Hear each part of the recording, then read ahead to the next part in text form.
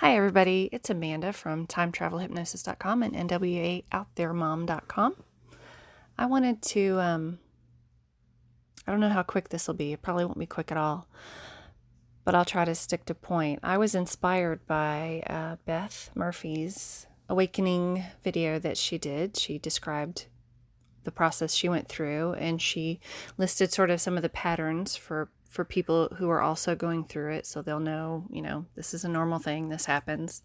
And I thought that was great. And she said that she was inspired to share because she opened something up and there it said, you should share your story. So I'm going to share my story. I know a lot of light workers have trauma early on. It seems to be a theme, but I feel very lucky in that I don't feel like I had any trauma. I wasn't physically or mentally abused that I'm aware of. And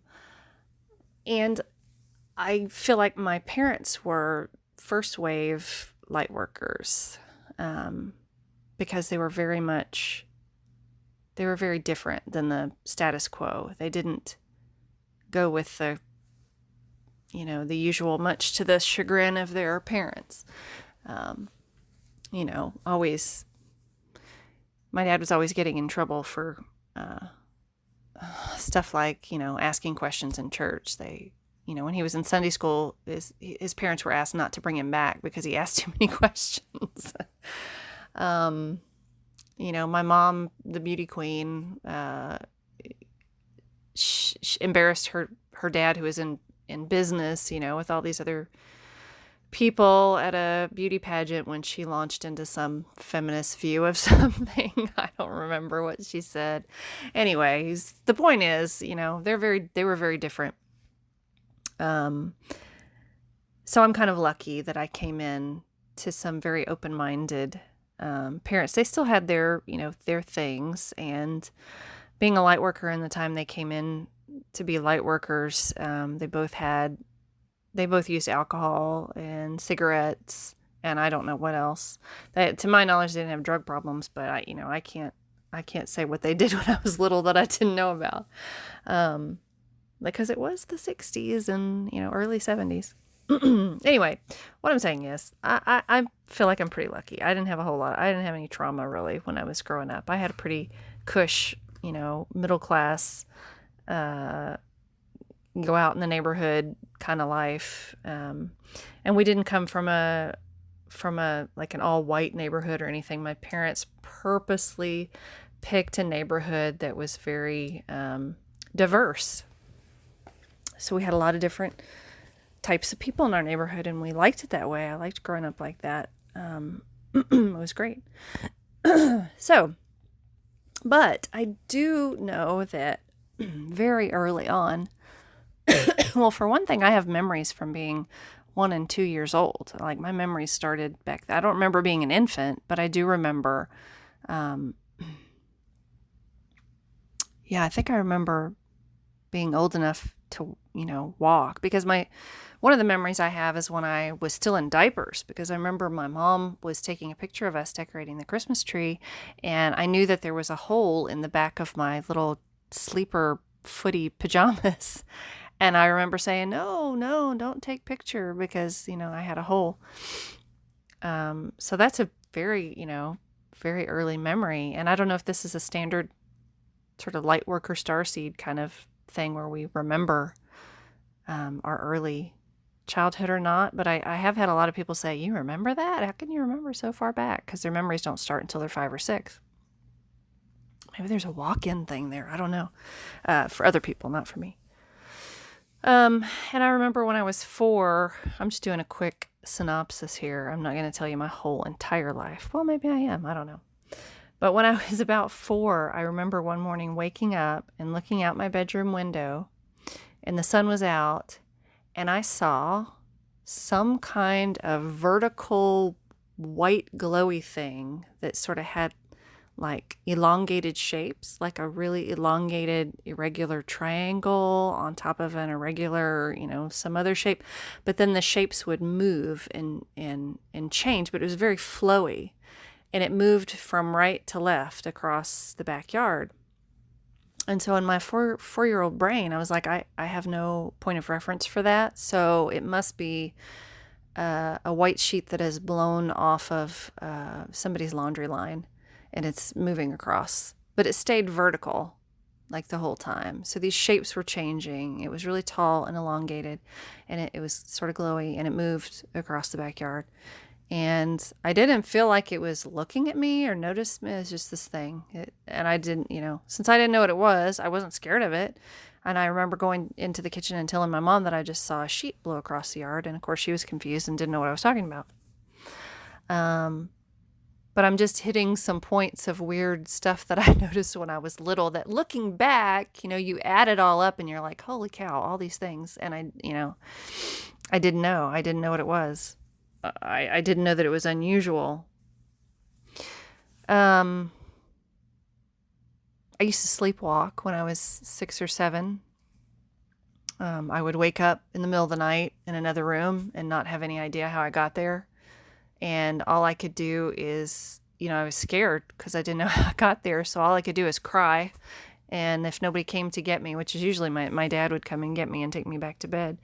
But it was dark in the house. And, when you're 6 or 7, you're like, I need lights on because it's the middle of the night and I'm scared.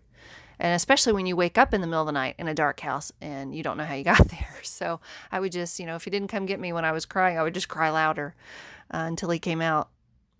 And then one night I dreamed, or thought I dreamed, that I was walking to a neighbor friend's house, and they were not like next door or 3 doors down. They were half the neighborhood away down another street. And I remember in this dream the beginning of the dream, I remember being in front of my house, in front of the driveway, and I was about to cross the street to go to these people's house. And I remember having to wait because a car was coming. And I can just imagine those people in the car, what they must have thought with a creepy girl in a nightgown standing in the street in the middle of the night. Whew, scary. Anyway, so I walked to my friend's house, and I remember, I don't remember going all the way. I don't remember walking all the way there, but I remember then being at the end of their driveway and not wanting to walk on their driveway because it was made of the little pebbles that they embed in the concrete, so it kind of hurts your feet to walk on. And then I remember not seeing a light on, so I figured they weren't home, so I turned around to go home, but I don't remember getting home. And then the next morning when I woke up, my parents said the door was open. They found the door open. And my feet were dirty, and I had taken a bath the night before. So I actually did sleepwalk to my friend's house in the middle of the night when I was 6. So after that, my parents put a chain lock on the door really high up where I couldn't reach it. So I couldn't, leave the house and end up somewhere, and they wouldn't know where I was, and I wouldn't know where I was, and crying wouldn't help because nobody would be able to hear me. So that's kind of a weird thing. I don't know if that has anything to do with anything, but I just thought I'd mention it. Maybe you have a similar experience. I also remember at that same age knowing, I remember, vivid memory, I was in my room and I wanted to clean it up. I wanted to put things away. And I knew that I should be able to just, wish that it was all put away and it would be put away. I could just have this intention. And I also knew there's some kind of block there and I couldn't do it. And I'm like, why can't I do it? I know I should be able to do it. And I knew everybody else should be able to do it too.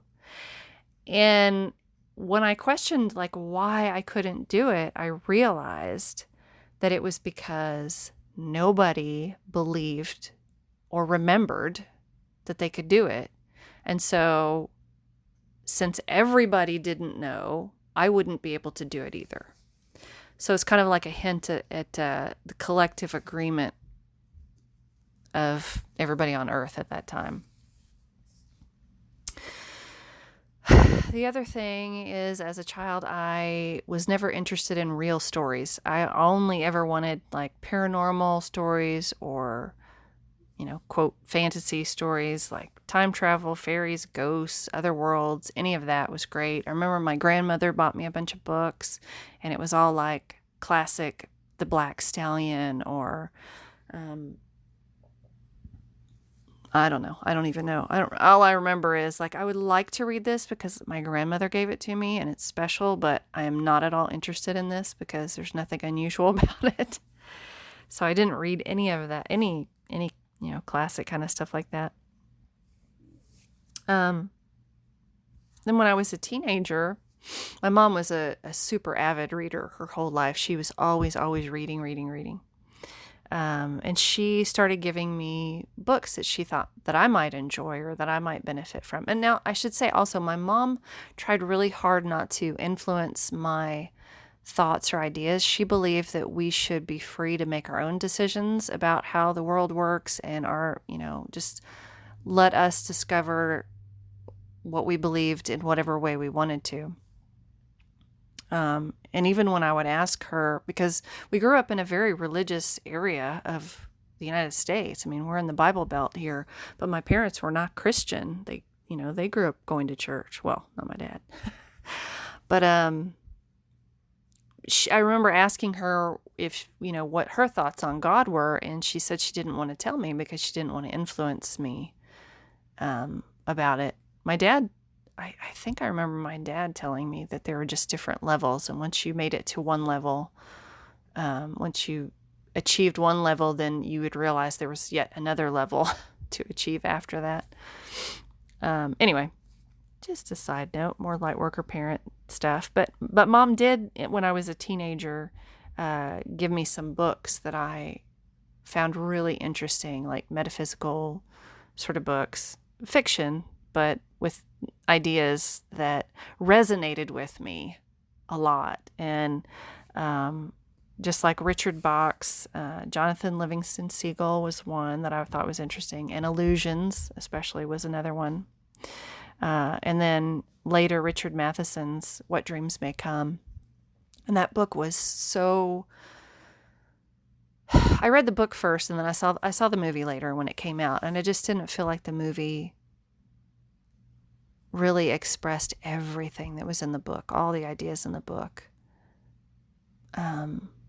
quite right. I mean, there was some stuff in the book that they just wouldn't be able to do in the movie, I don't think. Anyway, so that kind of, all that resonated with me a lot, and I guess had an impact on me. And I remember when I was about 12, all these things, I didn't ever talk about things. I would experience things, and then I just quit. By the time I was a teenager, I quit even telling my parents anything about it. Maybe because, there's always the chance that the people that love and take care of you will think you're crazy, even though, I don't know, I don't know if I really believe that. But also, there's an element of embarrassment. Like, why would this happen to me? Why doesn't anybody else have this? Why doesn't nobody talks about it, so it must not be okay. That kind of thing. But I remember when I was 12, I was just sitting thinking about something, and then all of a sudden I had sort of a vision where the wall disappeared and I could see like a stadium full of people observing me. And it wasn't like people at a ball game stadium. It was like people in togas or people, in robes or whatever, older people. And it was like they were taking notes. And I remember thinking to them, this is not okay. You can't just make my wall dissolve and show up like this. This is weird. And I don't do that anymore. Because, that is weird when you're 12, right? You're just trying to figure out your own life and growing up and navigating all that. So I told him, go away. I also remember when I was 6 or 7, my dad telling me I was terrified of ghosts. I didn't want to see any ghosts. There's like, no, don't show me any ghosts. I don't want people to show up in here. I don't want to see y'all. I don't want to talk to y'all. So I feel like I had that ability, and I was too scared of it, and I wanted to shut it off. And I remember my dad telling me, like, they can't hurt you. And I said, yeah, but they can scare you, and I don't want to be scared. And he said, well, if they show up, just tell them, go away. You can't come in here. And I'm like, well, what good is that going to do? He said they have to leave if you tell them to. Whether that's true or not, I don't know, but my dad said it, and he said it with authority, so I believed him. I still believe him. So more light worker stuff from my dad there. Yeah, so when I had that vision, I was like, this is not okay. Y'all don't do that. Stop. Go away. Then when I was 13, I remember having I got really upset. It was coming up on a day. It wasn't my birthday, but for some reason I felt like I was coming up on my birthday, and I had this flash in my mind about a different life where I died at the age I was that day, on that day of my life, a different life I think it was in England, and I died of like polio or something. And I saw my room in this vision. I was like, I saw me in my room, and I knew that I died of polio in England when I turned 13 on that day. So when I turned 13 on that day in my present life, like I remembered that. And there was nothing to trigger that. There was absolutely nothing to trigger that. But again, at the time, I said, I don't know what to do with that. And I just ignored it, like you do with all the weird stuff that because nobody talks about that kind of stuff. And you're not crazy, but you also know that there's no classification for that. Where do you put it? What do you do with it? You don't do anything. You just stick it to the side. And then these are just the things I remember. I don't think I've had any other big, weird things like that happen. Then I was 16, and we went to visit my uncle, and I woke up in the middle of the night, sleeping in my cousin's room with her, huge bed in the basement. I was hot, and I went to roll over and throw, the heavy covers off, and there was a woman from the 1800s standing at the door in the bedroom. And I'm like, what? I thought, your mind tries to say, oh, that's my cousin. It's got to be my cousin. So I just closed my eyes, try to go back to sleep. But I thought, well, if it's my cousin, why is she standing in the door? If she has to go to the bathroom, why don't I hear her close the door to the bathroom? Why don't I hear water running? Why is she not moving? Was she being still because she thought I was trying to sleep and she didn't want to wake me up? But why isn't she moving now? Because I have my eyes closed. So all these things run through your head. And then I realized, she moved in the bed beside me, or I heard her breathing or something. And I was like, oh no. So I looked again, and I'm like, oh my gosh, that's not my cousin. And I knew that it wasn't anybody else in our family. And my uncle lived in the middle of nowhere. What's some lady from the 1800s going to be doing standing in my uncle's house in the middle of the nowhere? So, I was scared to death, and how I feel about ghosts. So I just covered my head up with those hot covers, and I think I passed out from fear because I did not wake up till in the morning.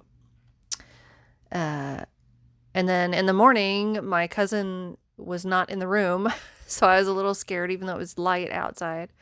I heard everybody upstairs, but I got up and I did my scientific check of like, are there clothes hanging on the door? Maybe the door was actually closed. Is there something behind the door? Is there a poster of a woman behind the door? Is there any way the light could be playing to make it look like a solid person? Like I did all the things. I could not figure out what made that happen. So I went upstairs and I told my aunt about it, and her eyes got really big and she shushed me because I had two very young cousins also at the time. And so I just dropped it and gave up. But I did find out years later that they have had many ghost sightings in that house and many weird things happened. So I didn't stay in that house, I don't think, ever again until I was married and I had my husband right beside me at the time. So weirdness.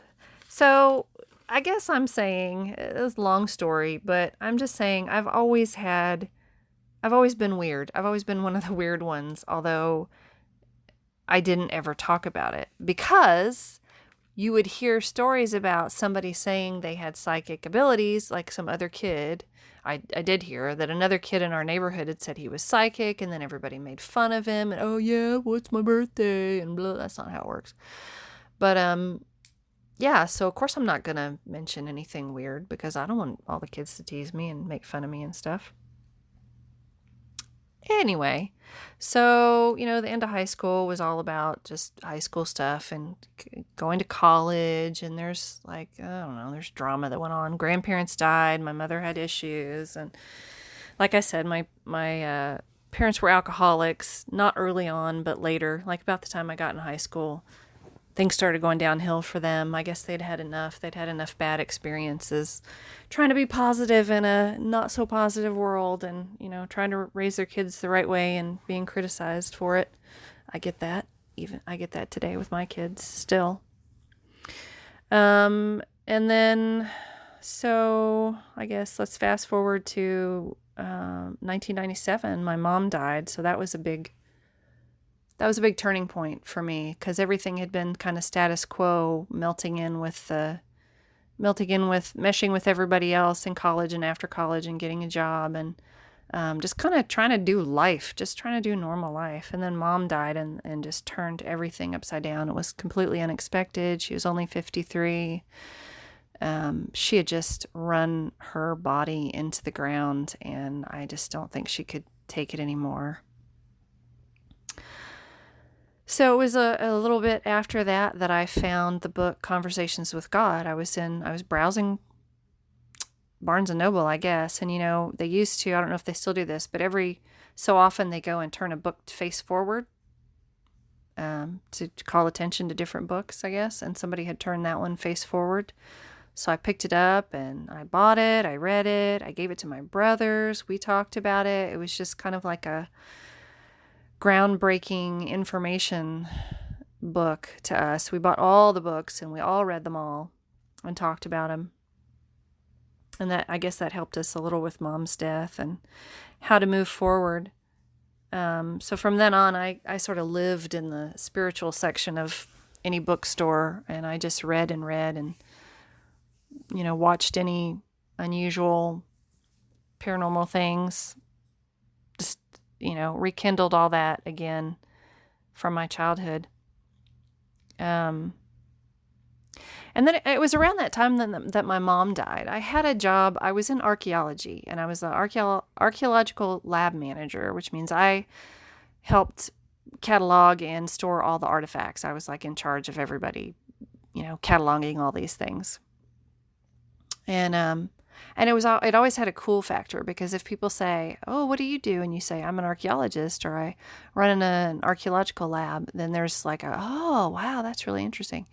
And it was fun, but it wasn't really, what I really wanted to do was historic stuff, like ancient historic, like European historic. And we just don't have a lot of that in Arkansas, not in a big way. And also at the time I was like, this is cool, but how am I really helping anybody? I'm not really helping anybody. So there was this creeping up of service to others already in the late 90s. And I didn't know what to do because my mom and dad had always been in helping professions. My dad had been in mental health. And then my mom had been always working with disabled children, mostly. So, and I knew they were burned out and they told us not to do it. They said, don't be in a helping profession. It's too draining. But I wanted to do something to help, but I'm not medically oriented. So nursing and doctoring was out. And I couldn't think of what I wanted to do.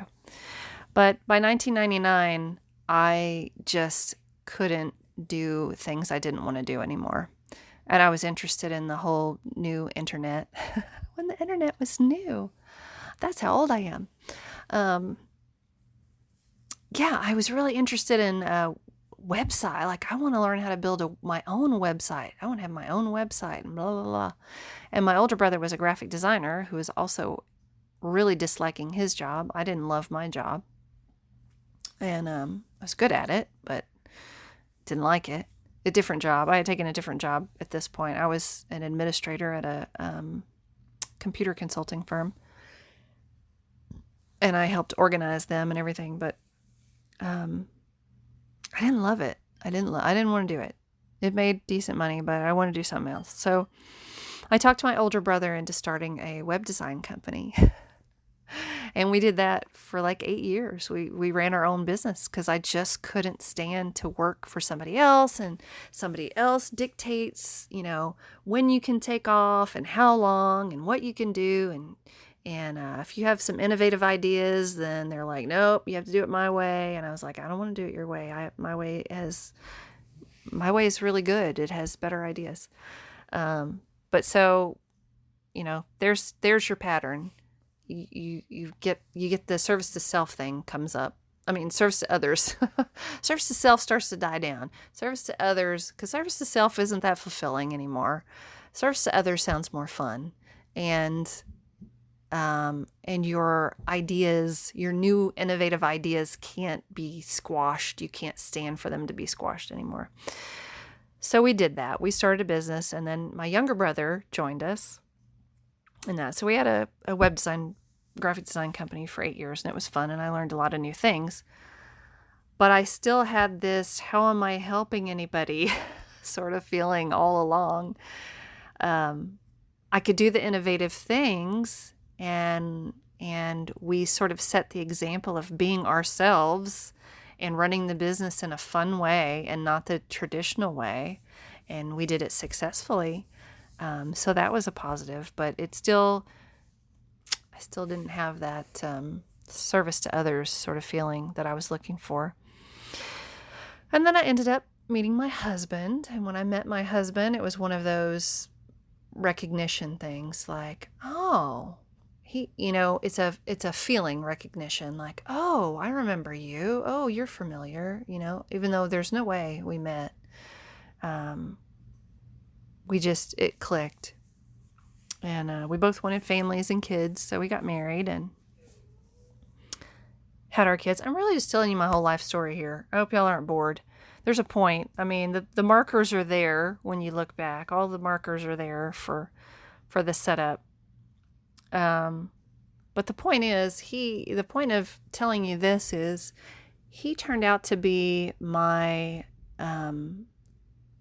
he's my solid foundation on which I built up to where I am now. I wouldn't have been able to do it if he's, people would consider him not awakened. Although he is really, I don't know, things have been changing over the years, but I needed that stability because we had to bring through 3 new light workers, my kids. And there's like a vibrational difference when you carry them, like it changes you, like they bring their new energy in and it changes you, changes your energy. So I had some health, I've had blood pressure issues up and down. Like sometimes it'll go away, sometimes it'll come back. It's strange, but I really believe it has to do with their energy that they came in with. So that's why that's important. And like Beth talked about, I resonated with what she said about her husband being her rock. My husband is my rock. He's my stability. And when everything turns upside down in my life, he is solid and he is steadfast. And I'm not saying we never have arguments or disagreements, but I know he's there, and I know I can count on him, and I feel that we planned it this way. We planned it this way for sure. And then I guess, my kids were born in 2006, 2008, and 2010. And then it was about 2008, 2009, when What the Bleep Do We Know, that movie came out, The Secret, and The Shift, the Wayne Dyer movie, The Shift. So now it's not just books, it's movies, coming out big that people are seeing. And this is also about the time when I had that experience that I talked about in the video where I'm talking about the beacon, the light worker types with the beacon and peace beacons and whatever the third one is, I can't remember. When I had the experience of being triggered by a beacon that sort of super amplified my trajectory. I'm not going to pretend to know all the whys yet. It's more clear when you look back. I mean, if 3 years from now, I'll be able to look back and tell you why that happened probably. But right now, I all I can tell you is that I feel like it was agreed upon and that it happened for a reason at that time. That triggered I started a website at that time too. I remember now. I had not a YouTube. What's it called? Yahoo. I had a Yahoo group that was called, it was like a positive thinking group. And it was like all of us were, I can't even remember. Decide to be happy. That's what it was called. Decide to be happy. It was about focusing our attention on the positive, and I facilitated that group. I don't remember what happened to it, but I did that, and then I started a website called, what was the website? It was beautiful. When we had our website graphic design company, one of our employees made me a beautiful, beautiful website. You are the miracle. That's what it was. And the text on the index page was genius, and I loved it, and it was fabulous. This was right before my daughter was born. And I had like links to all these positive people that were in The Secret, that were in all these movies. I had all like, it was such a great resource. I had links to all these books, and they were affiliate links. So if anybody would click on them and buy the book, then I would make, 11 cents or whatever. And I loved it. I loved doing that. I loved sharing this kind of information with people. And then I found out that we were having my daughter, and I was like, oh, I just can't keep up with everything. And I let a bunch of stuff go, but it was so cool. So that was very fulfilling, but I couldn't keep up with it because I had these little light workers that I had to raise. So I spent a few years really focused on that and just trying, like you do, you try to be better than the last generation and do the right thing, and, trying to raise the kiddos to be able to exist in the world and make it better and not be beaten down by it. That's kind of important. So then I think the triggering in 2008, 2009 was really important because it was, I think it triggered a vibrational shift, but I don't think I really unpacked whatever was in there for a few years. I mean, it was a couple years later, there was another one, same person, sitting right beside me. I'm having a conversation with the person, and then it happens again. And I'm like, what is that? Like every time this happened, it's only happened twice, but again, I look around at everybody around me to see if they felt it too. Cause I thought surely everyone felt that. It's huge. It's huge. Only this one was like in my heart. It was like a huge heart activation or something. And after that, I guess it was around that time, one of my best friends had died. And I was at the funeral. Her family asked me to speak, which was so hard not to stand up there and blubber while you're talking about your best friend who's died. But I did it, thanks to my husband telling me that I had to, because I said, I don't think I can do this, because I walked in and she used to sing, and I, walked in to sit down, and they're playing her singing over the speakers, and there's pictures of her up at and I'm just like, oh, I can't do it. And he said, yes, you have to. And I was kind of mad that he did that, but he was right. I had to. So anyway, After that, she was adopted, and her adopted mother was very mentally abusive, and I didn't like her. And I was talking to her after the funeral, being polite, and she was really complaining about how, none of her children would speak to her anymore, and her husband left her, and she didn't have anybody, and it was like this very sad, and I felt sorry for her, even though she did it to herself. And I started to pull out one of my business cards from my purse, and I heard very clearly my best friend, whose funeral I was at, I heard her voice in my head say, "Don't you dare give that card to her." And that had, I don't generally, up until that point, I had not heard voices of deceased people in my head, but that was very clear. I actually did hear my mother's voice, whenever I needed advice or something for, I don't know, maybe a month after she died.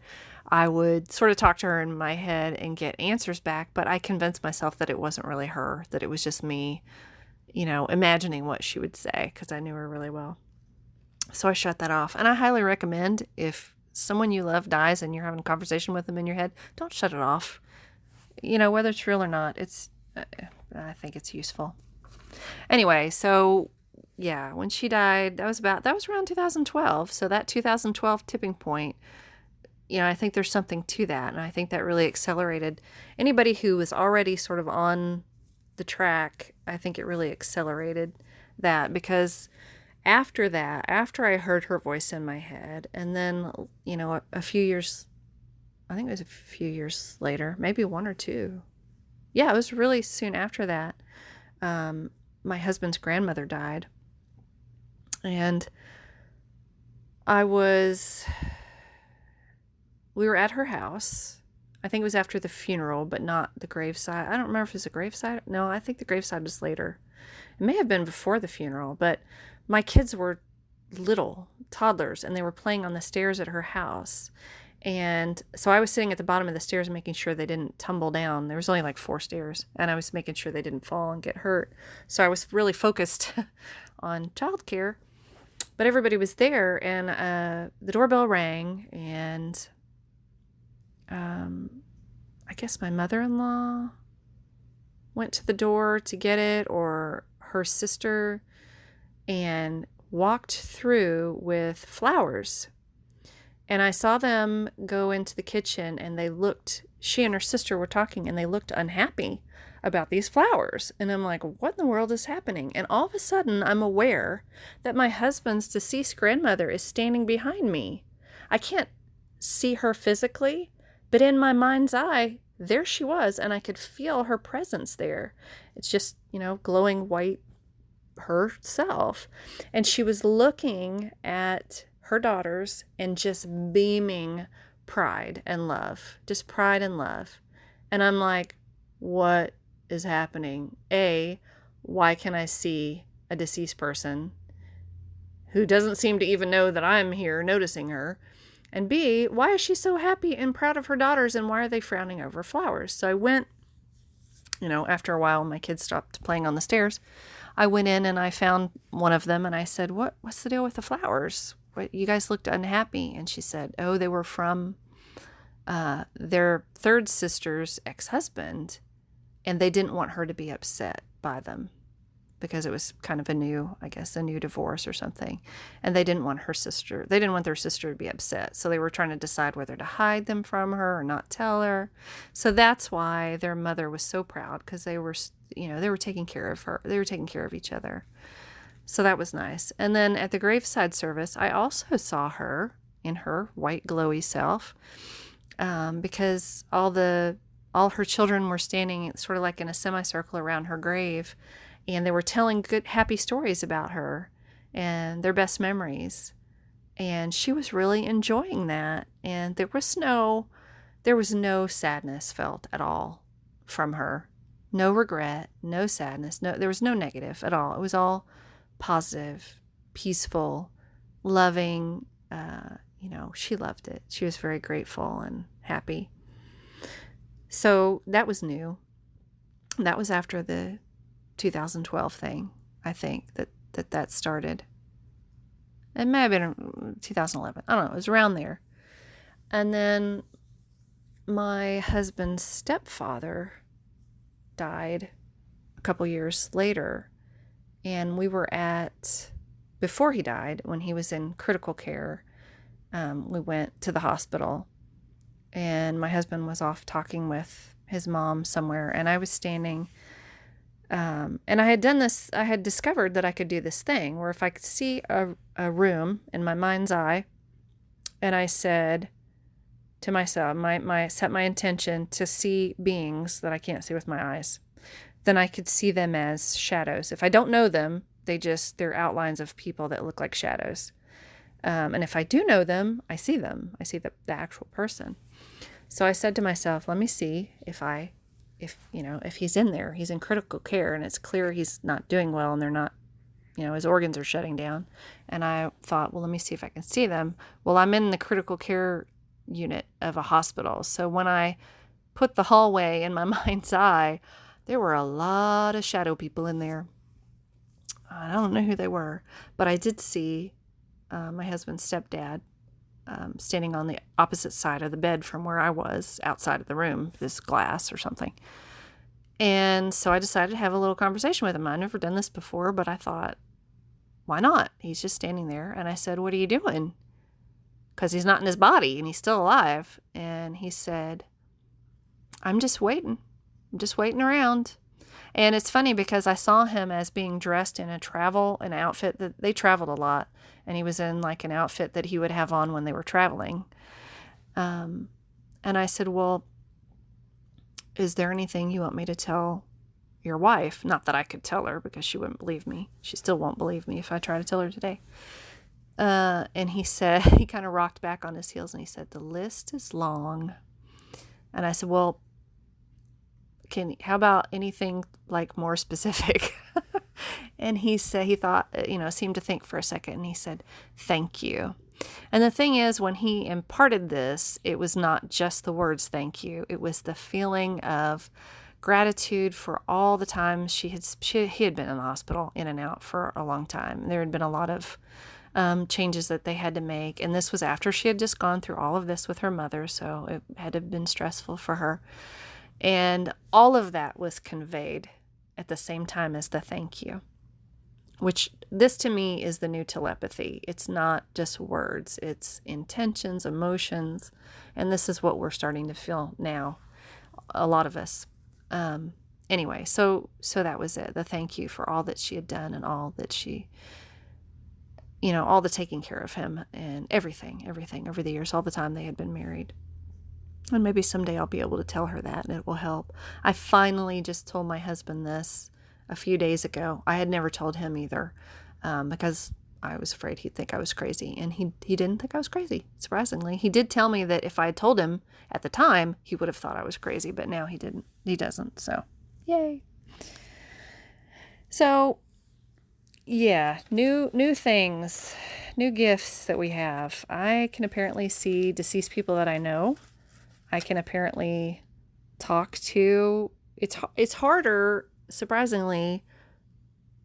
When my dad died, it's hard to trust yourself when it's somebody that you are really close to.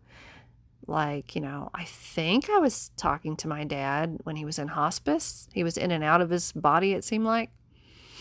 And I need to do a video on that whole, what I felt when he left his body, because I felt it and it was really cool. Someday I'll do a video on that. But, and I can just call him in my mind and have a conversation with him if I want. What are you doing? What's it like there? What's going on? Did you ever find those 6-fingered beings that you used to, whatever. And then my uncle also died, but when he came in, that was too painful because he was my mother's brother, and I guess I still haven't processed all my mother's stuff from when my mother died. So I just told him, I'm so glad you're okay, but I just can't talk to you right now. Sorry. He said, okay. It's not any big deal to them. So, yeah. So I guess I've had enough activations that there's some things that I can do that I don't ever tell anybody. And I realize that they can listen to this video, but I also realize they're probably not going to because it's really long. But if this helps somebody else who has similar experiences, who had similar things happen to them in childhood, and they were like, oh, I never knew anybody else who had that happen, and stuff like that. It's kind of why I'm going through the whole thing, sleepwalking and seeing visions and past life spontaneous. That's not the only past life spontaneous memory I've had. I had another one later, but there's a lot of weird stuff that you don't want to talk about because there aren't a whole lot of people until now. I mean, there's more and more, people sharing their stories. But until now, you just want to keep it to yourself because you don't want to be labeled as bipolar or schizophrenic or delusional, which is what I feel like my in-laws, if they ever watch this video, would be like, okay, she needs some medical help. And I'm sure most of you can relate. There are people in your life who will want you to get help if you talk about stuff like this. But there it is. This is the new normal. This is, visions of things and past lives and alternate timelines. That's another thing. That's another thing that's new recently is being, having visions of alternate versions of you and other people interacting. And you're like, what is that? And then, but it's just an alternate timeline. I'm not going to pretend to know how that works because I don't. I'll leave that to other people who are really good at explaining the details of the functionality of all that. But I do know that what I'm good for is sharing a story that might help somebody. Some part of this might help somebody, and there might be somebody out there who's willing to sit and listen to this whole long thing the whole way through. Anyway, so if you've made it this far, I just wanted to share all that, and of course I channel now. I never imagined I would channel, and I never imagined I would channel information that was beneficial to people. I first started putting my videos out because I would happen upon a video that was really helpful to me early on, and I would thank them. Oh, thank you so much for posting this because I thought I was the only one and I didn't know that that's what that was. And so if there's anybody that might happen across this and find it helpful, I want to do that. Even though, like Beth says, I'm an INFJ too, and it makes me really uncomfortable. Even my channeling, sometimes I'm like, I don't want to put that out there. What if people disagree with it or hate it or, but I do it anyway. Well, not just if they hate it, just like, what if they think I'm crazy? What if, I don't want to be out there in front of people, and yet I am, and I'm just going to have to deal with it because if it helps people, then it's important. And I encourage all of you listening, if you've had, experiences that I haven't mentioned, something very different, put it out there. I want to know about it. I want to hear about it because what if I have something like that happen in the future and I'm just like, I don't know what this thing is. Well, it's helpful to know that you're not alone and that other people have gone through the same thing or are going through the same thing. So I guess that's really all I wanted to share. I shared way more than I think I planned to. And my phone is even shut off. Hopefully it's still recording. Holy cow, almost an hour. All right, you guys have a great day. If you want to send me a personal message or an email and tell me your story, I would love to hear it. If you don't want to put yourself out there or you don't have any way to put yourself out there, you're not sure. I just love hearing all that. I love when we all share our stories and experiences. So thank you for listening, and I don't know, you're welcome to anybody who has come to find this later and it's helped them. And I'm happy to be the one to tell you you're normal. It's a thing. All this stuff, it's a real thing. It really happens, and you're not crazy. And if you are, you're in good company. Anyway, I love you all, and have a fantastic rest of the day and rest of the week. Bye.